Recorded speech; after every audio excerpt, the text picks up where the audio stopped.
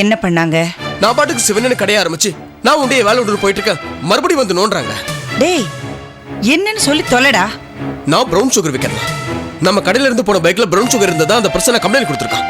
அதுக்கு அந்த ரேகா பெரிய அவ என்ன கேள்வி மேல கேள்வி கேட்டு டார்ச்சர் பண்ணா. ஏதோ என் பிள்ளை இப்பதான் 10 காசு சம்பாதிக்க ஆரம்பிச்சிருக்கா. நான் நிம்மதியா இருந்தேன். அது பொறுக்கல உங்க வீட்டுக்கு. அம்மாடி, நீங்க உதவி பண்ணலனாலும் பரவாயில்ல, உபத்திரம் பண்ணாம இருந்தா சரி. அங்கங்க வீட்டுக்கு மருமக வந்தா சந்தோஷம் வரும்னு சொல்லுவாங்க. என் வீட்டுக்கு மருமக வந்ததுல இருந்து தினம் ஒரு பிரச்சனை தேடி வந்துகிட்டே இருக்கு. இத பாருடா, 2ல 1 எனக்கு தெரிஞ்சாகணும். முடிவை நீ எடுக்கிறியா இல்ல நான் எடுக்கட்டுமா?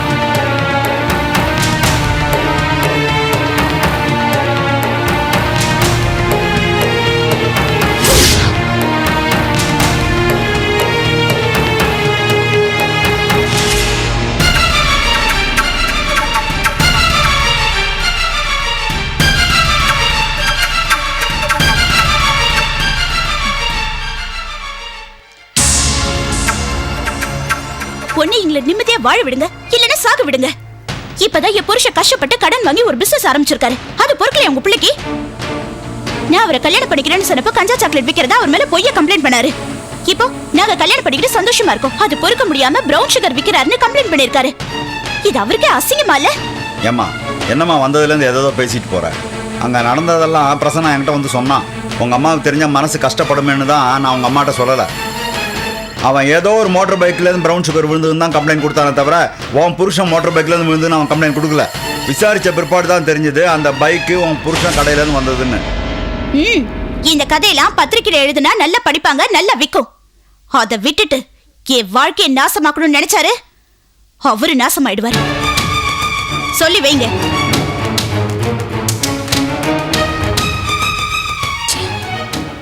ஏம்மா, என்னம்மா அது இப்படி பேசிட்டு போறா?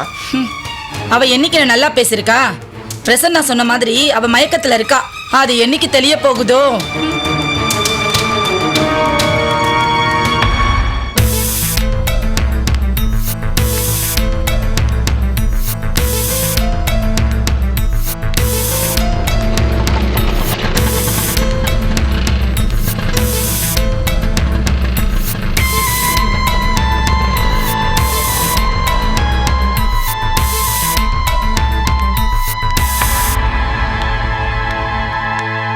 கோயிலுக்கு போகணும்னு சொன்ன, இன்னும் கிளம்பாம இருக்க?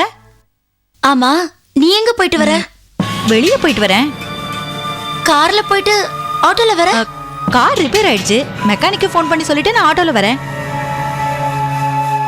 சரி, நீ சாப்பிட்டியா? எனக்கு மூடு இல்ல.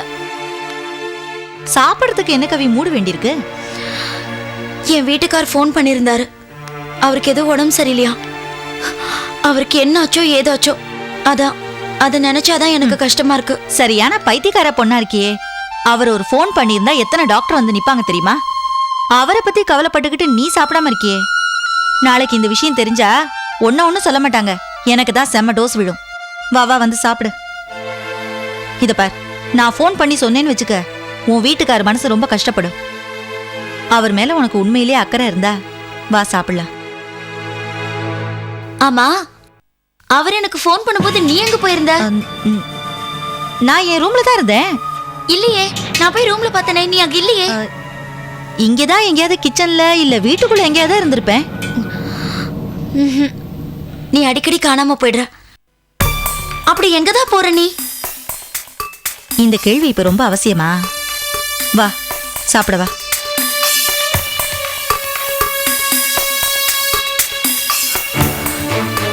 என்ன தனியா விட்டுட்டு இவ அப்படி எங்கதான் போறா?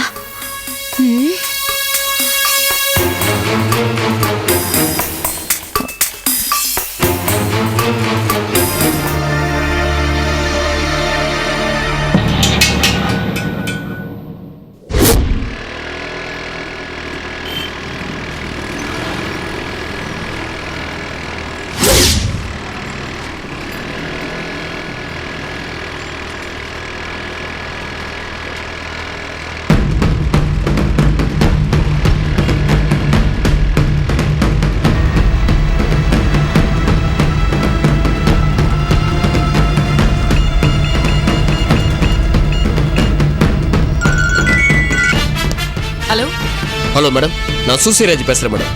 சொல்லுங்க சுசேராஜ். அந்த வண்டி இந்த வழியா தான் போயிட்டு இருக்கு மேடம். அப்படியா? அவனை ஃபாலோ பண்ணுங்க, நானும் வந்துகிட்டே இருக்கேன். Okay madam.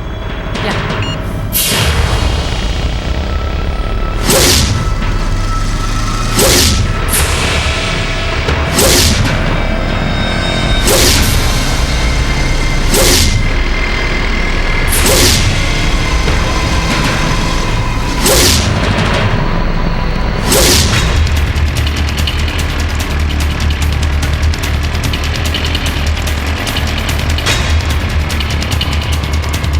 ஏய் நிறுத்துடா.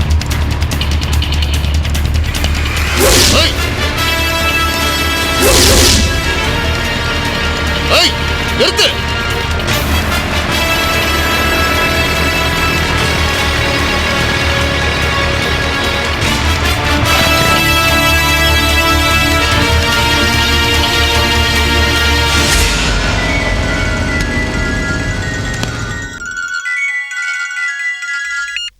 ஹலோ மேடம், அவன் எஸ்கேப் ஆயிட்டான் மேடம்.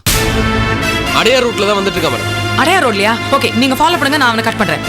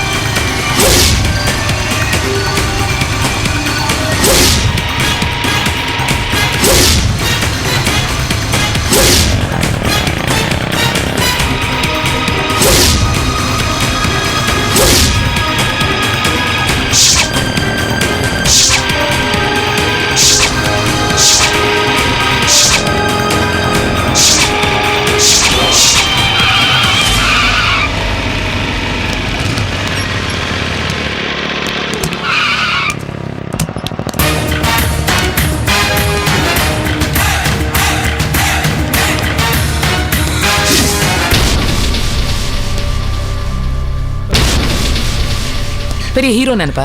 இல்ல மேடம். நிக்க சொன்ன ஏன்டா நிக்க மாட்டேங்கிற? இல்ல மேடம், வண்டி ட்ரையல் பார்த்தேன், அதான். நான் நேரா வந்தேன்ல, அப்ப நின்னு இருக்கலாம்ல, ஏன்டா விலையோட பார்த்த? இல்ல மேடம், நீங்க வரீங்கன்னு சொல்லி வழி விட்டேன், வேற ஒண்ணும் இல்ல. வழி விட்டு அழகாது.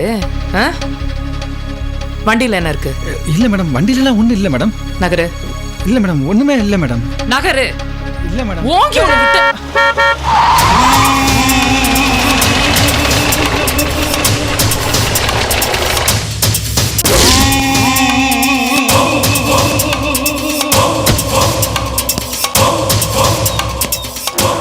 சார். சொல்லுங்க ரேகா, என்ன பிரச்சனை? சார், இந்த ஆளை நாங்கள் ரொம்ப நாளாக வாட்ச் பண்ணிட்டு இருக்கோம். அவனோட பிஹேவியர் கொஞ்சம் சந்தேகமாக இருந்துச்சு.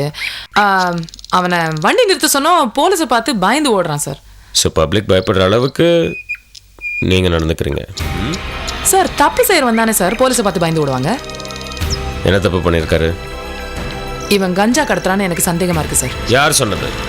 Miss Rekha, for your information, இந்த வண்டி என் டிரைவருக்காக நான் வாங்க போகிற வண்டி. வண்டி நல்ல கண்டிஷனில் இருக்கா இல்லையான்னு இவர் செக் பண்ணி என்கிட்ட ரிப்போர்ட் பண்ண சொல்லியிருந்தார். வண்டி கொஞ்சம் ஸ்பீடாக ஓட்டிருப்பாரு, உங்களை பார்த்தது இன்னும் கொஞ்சம் பயந்துருப்பாரு.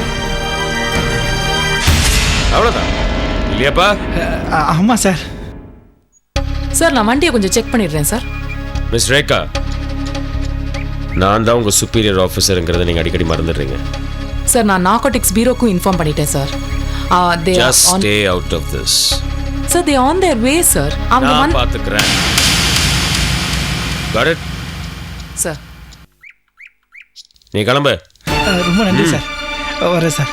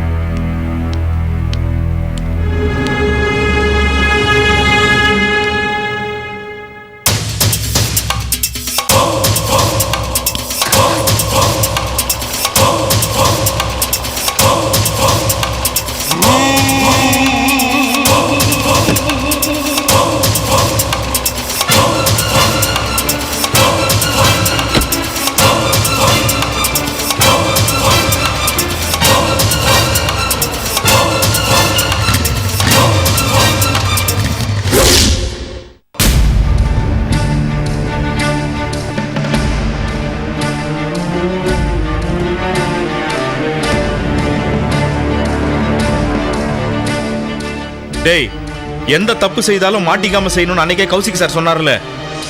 அப்புறம் ஏன்டா இப்படி ஏடா கூடமா செய்து மாட்டி தொலைறீங்க? நல்ல வேளை கௌசிக் சார் வந்து உன்னை காப்பாத்திட்டாரு. இல்ல உன்னை தூக்கி உள்ள வச்சு கும்மி இருப்பாங்க. முட்டா. டேய், அந்த ரேகா மேடம் என்ன பண்ணிருக்காங்க தெரியுமா? போதைப்பொருள் தடுப்பு பிரிவுக்கு தகவல் சொல்லியிருக்காங்க. பாதி வழி வரைக்கும் வந்த ஆபீசரை கௌசிக் சார் தான் பேசி சமாளிச்சிருக்காரு. சார், உங்க 2 பேருக்கு எப்படி நன்றி சொல்றதுன்னே தெரியல சார். இங்க பாரு, உன் நன்றி எல்லாம் தேவையில்ல. 10 லட்ச ரூபாய் பணத்தை கொடுத்துரு. சார், 10 லட்சமா? சார், இது ரொம்ப அநியாயம் சார். இங்க பார், அநியாயமா ஒரு பிசினஸ் பண்ணி மாட்டிக்கிட்டா கொடுக்கற லஞ்சமும் அநியாயமா தான் இருக்கும். சார், சாரி சார், என்னால அவ்வளவு பணம்லாம் கொடுக்க முடியாது சார். அப்படியா? ஒன்றும் பிரச்சனை இல்லை. நான் கௌசிக் சார் கிட்ட பேசி அந்த நார்காட்டிக்ஸ் பீரோ ஆபீசர் கிட்டே கேஸை ஒப்படைக்க சொல்லிடுறேன். உன்னை நோண்டி நொங்கெடுத்து உன் கடைக்கும் சீல் வச்சாதான் உனக்கு புத்தி வரும். சார் சார் சார், வேணாம் சார். சார், என் லைஃபே போயிடும் சார். தெரியுதுல்ல? அப்ப பணத்தை கொடுத்துரு.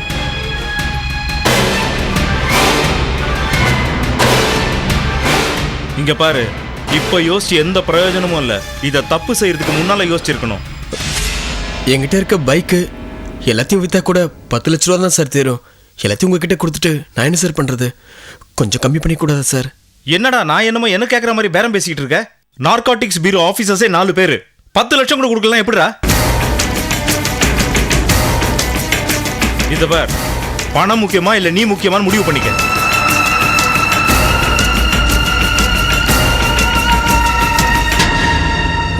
சரிங்க சார், கொடுத்துட்றேன் சார். கொடுத்துட்றேன் இல்ல, கொடுக்கணும். விளையாட்டுல தம்பி, நாளைக்குள்ள பணம் போய் சேரலன்னு வச்சுக்க, பிரச்சனை வேற மாதிரி ஆயிடும். ஓ சரிங்க சார், போடா. கொடுத்துறேன் சார்.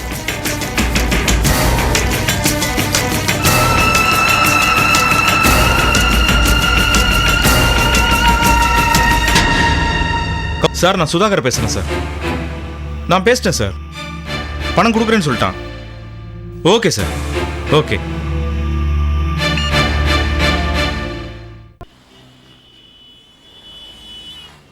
கொடுக்கணும். அதன உங்க பர்சனல் கஸ்டடியில் வச்சுக்கிறது. யார் அந்த பெரிய ஆளு? யாருன்னு எனக்கு தெரியாது மேடம். நான் அவரை பார்த்ததே இல்ல. போன்ல தான் பேசியிருக்கேன். ஆமா, கவிதாக்கு ஆக்சிடென்ட் எங்க நடந்துச்சு? திருச்சிக்கு பக்கத்துலன்னு சொன்னாங்க மேடம்.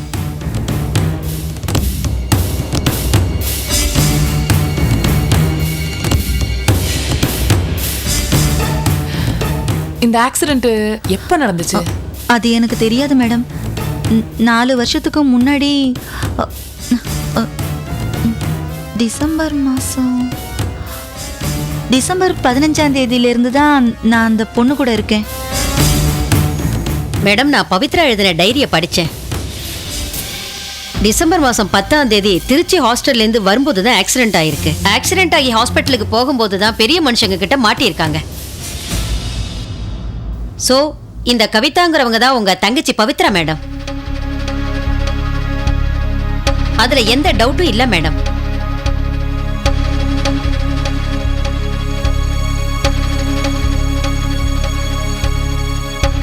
இப்ப அவ எங்க இருக்கா? வீட்டில் இருக்கா மேடம். இவங்க இங்கே இருக்கட்டும். நான் சொல்ற வரைக்கும் அவங்க எங்கேயும் போக வேண்டாம். Yes ma'am.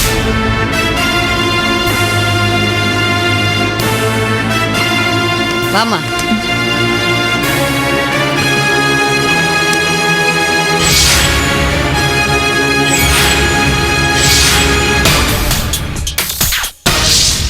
எஸ், நீ என் தங்கச்சி தான். என் தங்கச்சி பவித்ராவே தான்.